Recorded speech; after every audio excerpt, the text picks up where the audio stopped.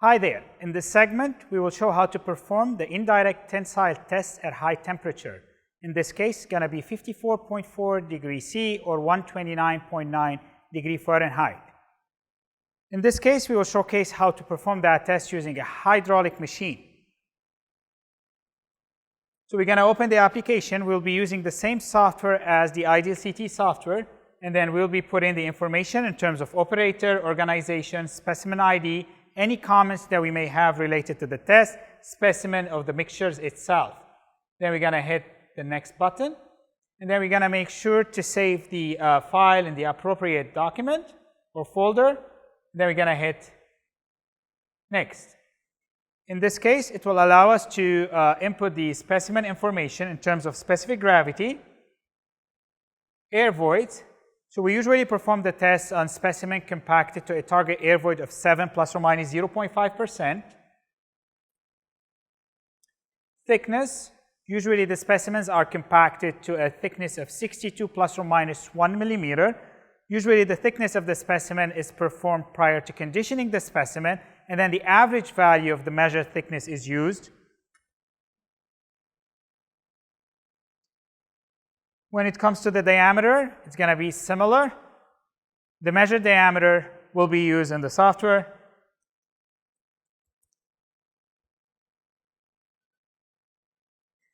So we're going to hit the next button to turn the power on. So now the servo hydraulic is on. And then we're going to hit next, and then it's going to bring the ramp down to the initial position. So it's at this time where we could insert the specimen or mount the specimen to the jig and start the test. So it's at this time where we take out the specimen from the conditioning chamber or from the water bath. Again, conditioning chamber or the water bath have to be at a temperature of 54.4 degrees C or 129.9 degree Fahrenheit. The specimen is then taken out and immediately mounted to the jig. We're going to make sure that the specimen is centered. And then once the specimen is centered, we're ready to start immediately the test. So you're going to hit next, and then continue.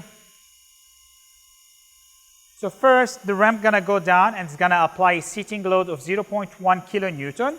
So once this happens, we're going to hit yes. Then the loading frame going to start applying a load at a loading rate of 50 millimeter per minute until total failure of the sample. In this case, failure is defined as when the load drops down to a value of 0.1 kilonewton.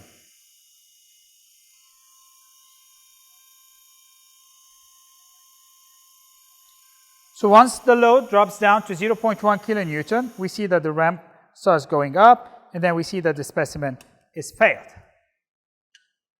When it comes to the indirect tensile test at high temperature or high temperature IDT, usually we're interested in learning about the peak load. If we look at a load displacement curve, the peak load is the highest load measured during the test. Then we take the peak load, or we refer to it as P max, and then we calculate what we call strength, which is the product of 2,000 times the load, peak load or P max, over the product of pi times the measured thickness times the measured diameter. Currently, the high temperature IDT or indirect tensile test at high temperature could be added to the Virginia Department of Transportation Balanced Mix Design specification as an alternative for measuring the rotting susceptibility of asphalt mixtures.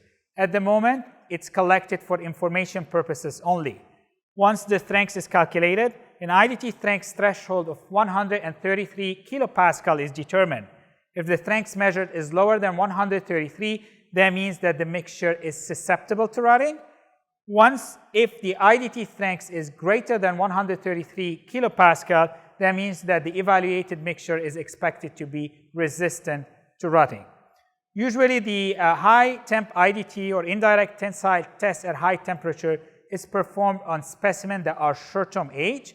These specimens could be lab compacted specimen or specimen collected from the pavement as known as cores. For lab compacted specimen, loose mixtures are usually conditioned for 2 hours at the design compaction temperature prior to be compacted to a thickness of 62 millimeter and diameter of 150 millimeter, a target air void of 7 plus or minus 0.5%. In the case of the field-produced mix, usually we minimize any potential cooling, and then the temperature of the mixture is brought up to the compaction temperature as soon as possible or immediately. Then the specimens are compacted to the same height, 62 millimeter, same diameter, 150 millimeter, and target air void of 7 plus or minus 0.5%.